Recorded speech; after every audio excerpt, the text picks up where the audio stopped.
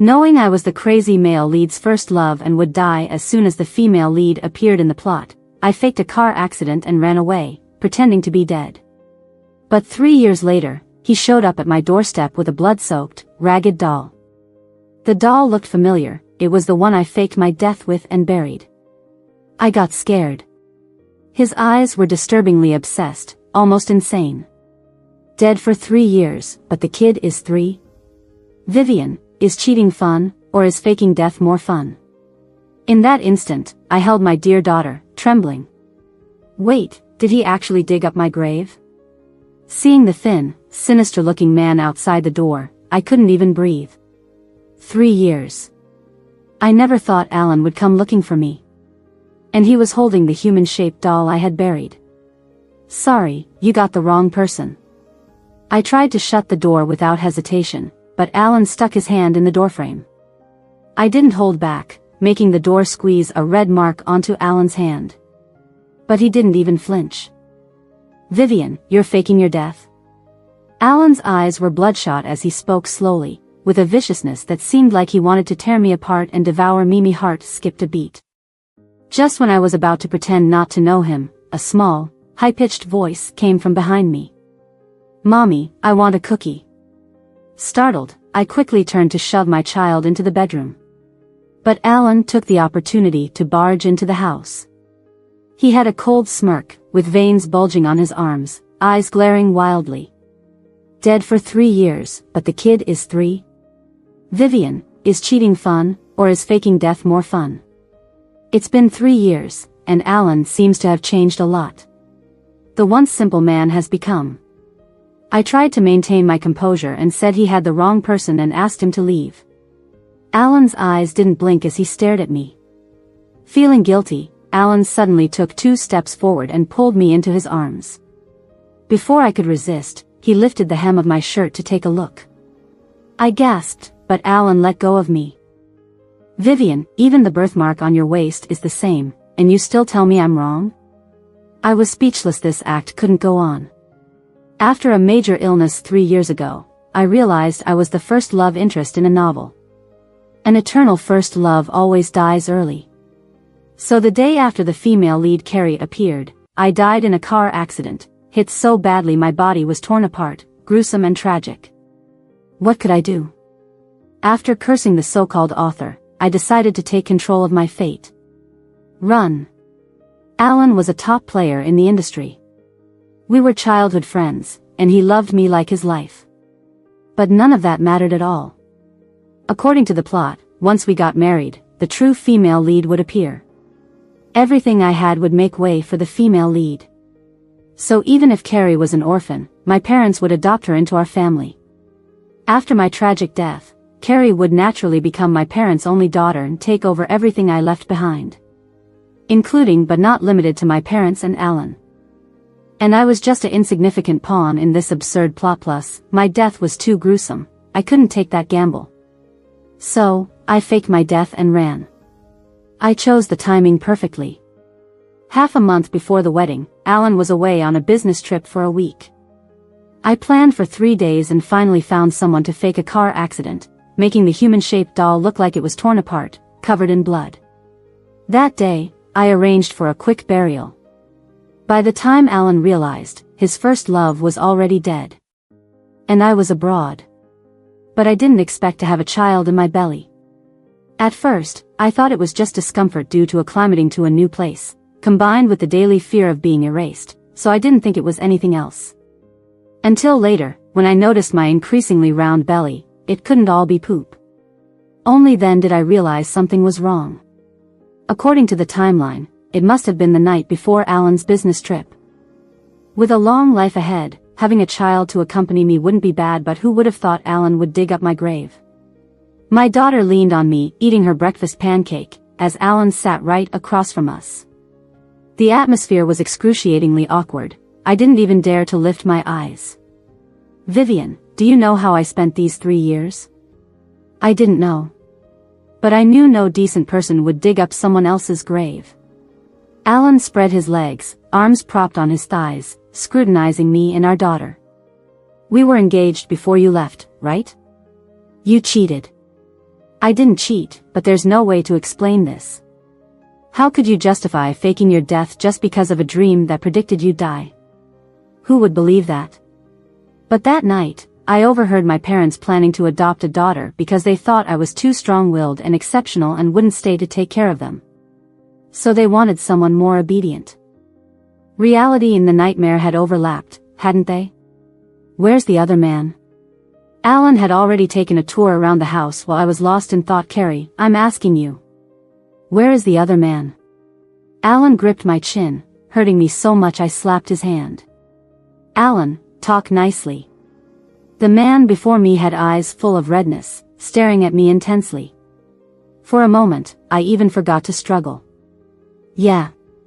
I had faked my death when our relationship was perfect, disappearing for 3 years. It wasn't fair to him either. I instinctively lifted my hand to wipe his tears. Just then, my daughter stomped her foot anxiously beside us. Bad uncle, let go of my mommy. My hand paused, and Alan turned his head away from me. Vivian, still pretending? What did I do to make you so angry that you'd fake your death to escape?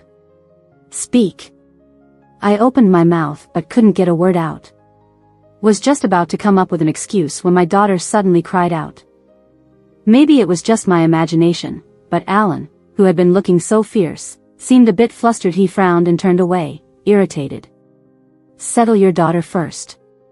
I'll wait for you at the coffee shop outside. After taking a few steps, Alan turned back to look at me. Run again, and I'll break your leg. Run? Where to? I tried hiding across the ocean and was still found. Where else could I go? For the first time in 3 years, I reopened my old phone. It took a while to log into my messaging app, and I tapped the screen nervously. Although I was prepared, I still pursed my lips when I saw 99+ messages from Alan. Scrolling through, it took me a long time to reach the day I left 3 years ago. Alan had called me numerous times, begging me to pick up. Looking even further back, I saw the picture of the ring Alan sent. I want this wedding ring. Can you get it made for me? After reading all the unread messages, I buried myself under the covers. That first love which fell from the sky sealed my fate. How could I be happy? But I had no choice. Mommy, don't cry. Did that bad uncle bully you? My little daughter was struggling to climb onto the bed. Seeing how worried she was, I couldn't help but laugh through my tears and hugged her tightly. No wonder Alan didn't recognize her. She was my spitting image, looking nothing like him. Mommy, don't cry. I'll go with you to confront the bad uncle. Her chubby little hand wiped my tears away, and I hugged her even tighter. You dare? She hesitated but then said, Mommy will come too. I pinched her little nose with a smile. How about Mommy takes you to kindergarten first? I'll pick you up later. Unexpectedly, she started to cry. I don't want to go. The kids say I look different and pinch my arm. I quickly checked her arm and sure enough, there were some bruises. When did this happen? She refused to say more. As a mother, I couldn't just stand by and watch my child suffer. Seeing her sobbing, an idea formed in my mind. Since Alan had already found us, maybe it was time for Eva and me to go back home. After all, it's been 3 years since they faked my death. I surely couldn't die twice, right? When I arrived at the coffee shop, Alan had the place to himself and even had the doors locked. I couldn't help but laugh. Alan, what are you doing? He dropped the spoon into his coffee cup, staring at me without blinking. For cheating on me, you even faked your death. I'm just being cautious. Scratching my head, I felt a pang of guilt. Why did you go digging up graves? Alan's Adam's apple moved up and down, letting out a cold chuckle without saying a word. Then he suddenly grabbed my wrist. Playing me for a fool, is that fun? Because of you, I've been half dead for 3 years, only to find my fiancée had faked her death and was living it up abroad. His grip tightened, and just when it got painful, he let go and looked outside the coffee shop. Somehow, a few local men were brought in, and Alan smirked at them. Tell me, which one is the lover? I was taken aback, never expecting Alan to go this far. Say something. Vivian, why do you look like that? Afraid or heartbroken? Alan dragged me to the window. Outside, those men were pressed against the glass, flipping the bird and cursing non-stop. The words were all too familiar. Living abroad, a single mom like me had a hard time. Some of these men had insulted me, and some had broken into my home at night, only to be chased off with a bat. The anger was apparent in my eyes, but Alan just chuckled. Getting mad now? Are these the men, or is your lover a married man? Vivian, if I can find you, I can find him too. Guess how I spent the last 3 years in China? Or how about we? I want to go back to China with you. Alan's look of sarcasm and anger turned to surprise in an instant. What did you say? I took a deep breath, staring at him. I said, I want to go back to China. To stop him from saying more hurtful things, I added, with you the two of us, back to China. And what about your daughter? Not bringing her? Seeing his quick change of attitude, I deliberately tested, can she come? Alan glanced outside awkwardly, then said with a stern face, of course, she has to. How else am I going to find your lover? A DNA test when we get back to China will do it. We'd been living here for 3 years, so there's a lot to pack before leaving. Alan insisted on moving in with us to make it easier to look for the lover. Mommy, why is the scary uncle here? My daughter asked timidly as we snuggled under the blankets. I played with her hair and didn't know how to answer at first. Eva, are you still afraid of him? She thought for a moment and then said, no. That scary uncle is tall. He can protect us. Bad people won't come in at night. My eyes teared up. This little person knew everything. After she fell asleep, I went to the bathroom, only to find Alan sitting by our door. Startled, I met his watchful eyes trying to run. I pointed helplessly at the bathroom. It was only then that he moved his leg to let me through. When I came out, he was still there. You should get some rest. I said we'll go back together, didn't I? Alan pressed his lips together, not saying a word, but the stubborn look in his eyes was clear. The last time I saw him this stubborn was when we were kids. When I got in trouble, he was afraid my mom would hit me while no one was home, so he stayed at my house for a whole day and night. I sighed and stepped aside as I entered the doorway. In the faint moonlight, a flash of surprise crossed Alan's eyes, but he quickly turned away. I suppressed the bitterness in my heart and whispered to him, "You're sick, we'll have to postpone the trip back home." Alan leaned against the bed while I stood with my back to him, looking out the window.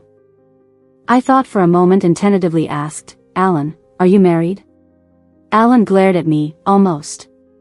I looked down and said nothing more. It seemed he had met Carrie after all. I fought back the bitterness and tried to analyze. So, if they were together now, did it mean the plot had changed? Did it mean I didn't have to die? It seemed that fate had taken a different path. I touched my daughter's small hand and thought, let's go back. There was no reason for me to stay abroad anymore. 3 days later, we landed back home. I didn't go back to my house but moved into an apartment that Alan had arranged for me. I was unpacking when I saw Alan braiding my daughter's hair. The scene caught me off guard. Alan was braiding Eva's hair into the same braid he used to make for me when we were kids. "Mom, Uncle did my hair so pretty. It didn't hurt at all." Her words pulled me back to reality, and my cheeks flushed. I was clumsy, and every time I did her hair, she would cry out in pain. "Of course. I used to do your mom's hair when she was little too," Alan said indifferently and then pulled out a sealed bag from his pocket. I frowned. "What are you doing?" He held up a few strands of Eva's fine hair. "What else?" "A paternity test." My heart skipped a beat, and I instinctively asked, "With who?" My daughter was my everything. If Alan found out Eva was his child, he would definitely try to take her away. How could my daughter have a good life with a stepmother? Alan stared at me for a moment, his face suddenly turning cold. "You're so afraid I'll find your lover?" I secretly breathed a sigh of relief. Thank goodness, it seemed he had no idea. As someone who had died for 3 years, I couldn't just go home directly and had to gather news about my family. To my shock, my parents hadn't adopted my daughter. Apparently, they were considering it, but my car accident hit them so hard that it never happened. As for Alan, he had never met Carrie. When I heard this, I sat in the street, dumbfounded. No Carrie, no first love, no car accident. Had the past 3 years been a misunderstanding? Watching the cars go by, I felt a buzzing in my ears. Had everyone been tricked for 3 years because of a dream? It took me an entire afternoon to reluctantly accept this absurd reality. As the sun was setting, I called Alan with trembling hands. Hey, I wiped away tears with my sleeve, unable to hold back a smile. Can you come to my parents' house tonight? I have something to tell you. I took a deep breath and pressed my parents' doorbell. Seeing their now gray hair despite being under 50, I burst into tears. Vivian? I rushed into their arms, all my grievances and hardships of the past 3 years turning into tears. My old room was just as it was, the bed linens worn from being washed so often. My parents sat on either side of me. Vivian, what happened? Do you want to worry us to death? It was good to be home. My daughter wasn't dead. My daughter didn't die at all. My parents laughed and cried, and the house was filled with warmth. When Alan arrived, my parents made excuses to go upstairs, giving us privacy. So, what do you want to talk to me about? Alan sat at the far end of the sofa, keeping his distance from me. I pressed my lips together, not sure how to explain the absurd past 3 years. Alan, I was wrong about faking my death 3 years ago, but Before I could finish, the doorbell rang again. The new tutor was bringing Eva back. The moment I opened the door, I froze. The dream Carrie and the real person stood at my door, holding my daughter's hand. Because of my fake death, Carrie had shown up 3 years late. Right as I was about to explain the truth, Carrie appeared. My daughter, usually closest to me, now clung affectionately to Carrie's leg. Mom, I like Carrie. Can she teach me from now on? Today was Eva's first private lesson since returning to our country. I had specifically reminded her to behave. Eva's voice drew my parents downstairs. They naturally thought Eva was Alan and my child, showering her with affection. Standing there in a daze, a chill spread from my feet to my heart. Could this really be a dead end? Alan's face was dark with anger, but my parents seemed oblivious. Vivian, aren't you going to offer Carrie some tea? I finally looked at Carrie closely, noticing her strong resemblance to me, especially her profile. From the moment she entered, she stood in the doorway for 5 minutes without any intention of leaving. I pinched my thigh to steady my trembling voice. Carrie, thanks for bringing Eva home. We have some family matters, so we won't keep you. Carrie nodded, but her smile was loaded with meaning. As she turned to leave, Eva suddenly tugged on my arm. Mom, I like Carrie. Before I could speak, my doting parents immediately waved for Carrie to come back. They said, it's rare for our baby to like someone. Carrie, you're just a private tutor, why not stay with us? We promise you'll be satisfied with the pay. Mainly, our child really likes you. I felt cold all over, like I was in an ice cave. I couldn't hear a word of the chatter around me. Eventually, Alan waved his hand in front of my face, frowning. Vivian, what did you want to say? Looking at Carrie, who was surrounded by my parents and daughter, I tentatively asked, what do you think of Carrie? Alan's gaze lingered on her for a long time before moving away. I let out a bitter laugh. Carrie really has an aura about her. Alan never even glanced at other women before. From the moment she appeared, she started radiating a main character's glow. She does remind me of you, he said, but did you call me over just to discuss this? I forced a smile. I wanted to ask if you have the paternity test results. Alan's face froze, and he stormed out, slamming the door. I looked down, regretting how hastily I had returned. That night, my parents played with Eva until late. Like when I was a kid, I lay on the terrace, zoning out. Suddenly, I realized something was wrong. Why was my body positioned as if I'd just been hit by a car? A cold sweat broke out, and I quickly sat up. No way. Even if I'm just a small pebble, I can still slightly stop the gears from turning, right? Should I just hand everything over to this so-called Carrie because of some lousy fate setting? I regained my spirit, turned, and rushed back into my bedroom. For the next few days, Carrie stayed at our house. She was gentle and good-natured, never speaking hurriedly. But her gaze always gave me chills. "Carrie, do you have something to say to me?" I asked. Carrie casually picked up one of my daughter's storybooks and started flipping through it. Eva is a good name. But before I could respond, Carrie tilted her head and smiled at me. "Did you place all your expectations for your daughter in her name?" I kept a calm face, but inside I was trembling. "Vivian, did you think avoiding your fate for 3 years would change it?" Carrie's gentle demeanor vanished, and she stood before me like a menacing demon. "Vivian, this world belongs to Alan and me. Wouldn't it be better for a short-lived supporting character like you to leave sooner? Do you think having a daughter would change your fate? Your daughter is quite attached to me right now." Her words were filled with threats, but strangely, the fear that once paralyzed me had vanished. Looking at her face, which was 60 to 70% similar to mine, I laughed out loud. "If you have to borrow someone's face, what kind of heroine are you?" I hit Carrie's sore spot, but before she could retort, I squeezed her cheeks hard. "Even if my fate is death, I'll fight for a way to survive. As long as I don't leave, Carrie can't replace me right away." I left Eva with my parents and headed to work. But on my first day, Alan showed up. With a stack of A4 papers in his hand, he brought a cold breeze with him.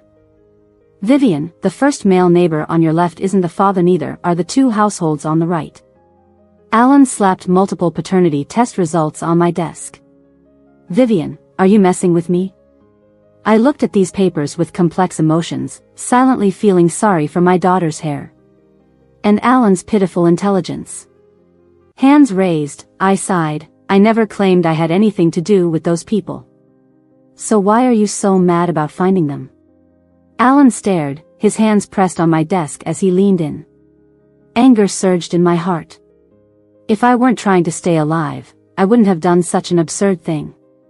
You know why I'm mad? Those people see a single mom with a kid and try to bully us. After finishing, both Alan and I paused. Why did that sound so pitiful? Looking up, I met Alan's gaze, watching his Adam's apple bob. After staring for a moment, I instinctively tried to stand and run, but Alan pushed me back into the chair. "How did they bully you?" "It's nothing," I mumbled, head down, but my eyes turned red thinking about the constant harassment that forced us to move. Tears fell uncontrollably. Alan clicked his tongue. "Don't cry. Vivian, you cheated before the wedding, faked your death, and now you're crying?" I had no defense. Grievance and unease crashed over me, and I glared at Alan with red eyes. After a moment of staring, he stepped back. Out of habit, I grabbed his tie. When we were kids, Alan always tugged on my pigtails. As we grew up, that little rascal started wearing well-cut suits, and pulling at his tie was like discovering a new continent for me. But this time, Alan lowered his eyes. "Vivian, have some self-respect." I immediately let go of his tie. Alan turned to leave but paused after a couple of steps. "What good is crying to me? That jerk you fancy is no good at all. You're blind." I was stunned. Was he insulting himself? I had been busy with company matters lately, but I didn't forget that Wednesday was my daughter's birthday. I ordered a 3-tiered cake from the bakery in advance to surprise Eva.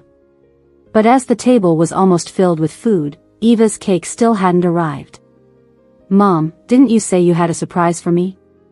I pinched Eva's cheek, telling her to wait a bit, but I caught Carrie's provoking glance. Sure enough, the bakery owner told me someone had called the day after I ordered the cake to cancel it, even offering triple the compensation. I understood at once. My mom smelled something fishy, too. "Vivian, is something wrong?"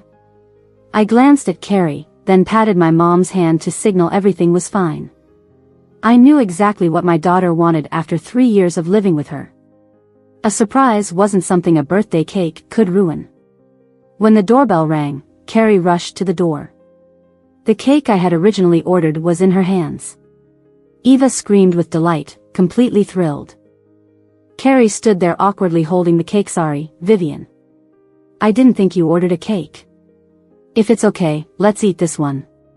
My daughter, ecstatic, didn't care where the cake came from. My parents exchanged glances, trying to smooth things over. I smiled and nodded. Thank you, Carrie. When blowing out the candles, Eva held my hand. In the flickering candlelight, Carrie's face was almost twisted. Early the next morning, I took the whole family to Disneyland. My daughter wore a princess dress sitting on the pumpkin carriage, with the crystal shoes delivered by the butler. It was the first time I saw Eva so happy. Seeing their granddaughter so happy, my parents were grinning ear to ear. Carrie and I stood together, smiling the whole time. How could you afford all this? This must have cost tens of thousands. I glanced at her. Only like cake, not this? Carrie turned red with anger, finally saying I was just money hungry. I shrugged indifferently. My daughter's birth went off script, Carrie. Do you really think the protagonist's halo will always work? Carrie's gloomy eyes bore into me, but she kept silent. I knew she was brewing something. I thought she'd try to get close to Alan. But I didn't expect she'd be willing to have blood on her hands just to get rid of me. The next morning, I got up for work but found the door lock wouldn't budge. Dad, Mom? I tugged hard at the door, trying to make some noise, but no one responded. Just when I was about to call a locksmith, Carrie laughed. Vivian, does your phone still have battery? I pressed the power button. Somehow, it hadn't charged overnight. Carrie laughed even harder seeing my silence. Vivian, if there's a fire and you die in it, does that sound plausible? My heart skipped a beat, and I frowned. Carrie had always been under my thumb. I guess murder and arson weren't impossible for her. Calm down, even if you're Carrie, you'd go to jail for murder and arson. It's not worth it. Saying that, I tried to open the windows. To my shock, they were welded shut from the outside. I was trapped. Carrie kept laughing. Idiot, do you even know what a protagonist's halo is? Do you know why my life hasn't been successful? Because you, a side character, won't die. You've stolen my luck, and I have to serve your daughter. Her twisted reasoning infuriated me. With good hands and feet, she just wanted everything handed to her. Vivian, be content. You've lived 3 years past your due date. Isn't that enough? Let me enjoy the rest of your life. I saw liquid seeping in through the door gap. Alcohol. I frantically looked for something to break the glass. If all else failed, I'd use a chair. Vivian, you're dead meat. As she said that, I smashed the chair against the window. But then, Carrie screamed. Shouldn't I be the one screaming? I pressed my ear to the door and knocked. Carrie? Calm down. Isn't this all about Alan? You can have him. Didn't you try seducing him last time? He seemed into you. Why don't you try again? I shouted, hoping to buy time. It seemed to work. I heard someone fiddling with keys. I know Alan better than anyone. Talk to me. I can even help you get him. But you can't hurt my daughter. Why did the key noises stop again? I knocked on the door. Carrie, open the door. But it wasn't Carrie's voice I heard. It was Alan, through gritted teeth. Vivian, do you hate me so much, you'd give me away? I was stunned. Why was Alan here all of a sudden? No, it's just a stopgap. I'm drenched in sweat, trying to explain. Can you open the door for me first, please? There was silence outside, and I held my breath, not daring to speak. After about a minute, Alan seemed to make up his mind and unlocked the door for me. As soon as I opened the door, Alan turned and walked away without a word. Alan. Alan ignored me and walked away quickly. I glanced at Carrie, whose mouth was stuffed with a rag and tied to the stair railing by Alan. Does this mean Alan likely won't fall for her? But how did he know Carrie planned to burn me alive? We just had a fight yesterday. Watching Alan's retreating figure, I gritted my teeth and chased after him. I called you, and you're not even listening? Alan shook me off. I grabbed his arm again. It's all a misunderstanding. Alan shrugged me off again. This time, I didn't chase him, but he stopped after a few steps. His eyes were red, and he stormed back to question me. Carrie, do you have a heart? Were you so eager to give me to that woman and go find your baby's real dad yourself? Have you had any feelings for me at all since childhood? I covered his mouth. Alan, just tell me, how did you know I was in danger? Alan's expression turned a bit weird. He shook off my hand and muttered, you wouldn't believe it even if I told you. I had a dream about it. I was stunned, my eyes lighting up.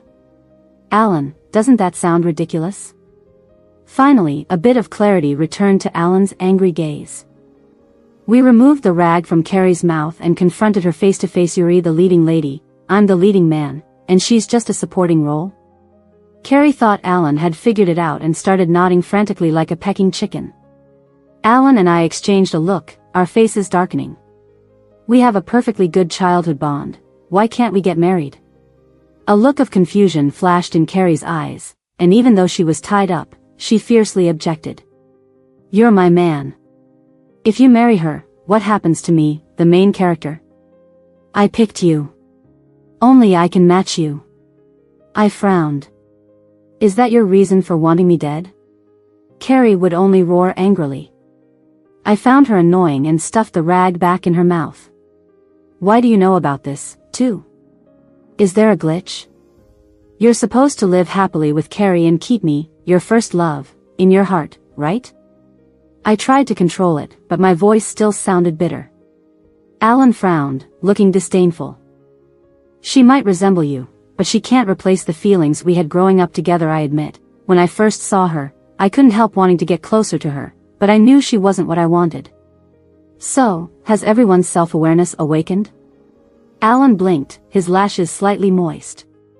Vivian, don't go looking for him. As long as you don't look for him, I'll let bygones be bygones.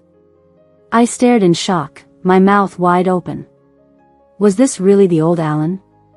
I was baffled by his red-eyed look and instinctively nodded. But as he leaned in, I realized I had never cheated. Alan, you still don't know who Eva's father is? It doesn't matter. From now on, Eva is my daughter. After saying that, he pulled a red box from inside his suit. I got this as a birthday gift for Eva, but you didn't invite me to her birthday. I opened it to find golden Disney character heads. I scratched my head, ready to spill the truth, but then had a wicked thought. Alan, tell me, why would you accept Eva even if you think she's not your daughter? Love me? I shamelessly smiled. Alan shot me a glare. What's not to accept? She looks just like you did as a kid. Raising her as a treasure, how could I not accept that? I was stunned by his words, ready to throw myself into his arms, but Carrie suddenly started kicking and struggling violently. Her eyes looked like she wanted to eat us alive. Let's call the cops. Attempted murder. She tried to kill me. When the police came, it took them a while to untie the ropes from Carrie's arms. After they left, I curiously asked Alan. When did you learn to tie ropes? Alan's gaze suddenly turned intense. He leaned close to my shoulder, his voice husky. I learned it 3 years ago just for you. Wanna try? 2 hours later, I brought up Eva again. How many people did you test for Eva's paternity? Alan scoffed, playing with my hair.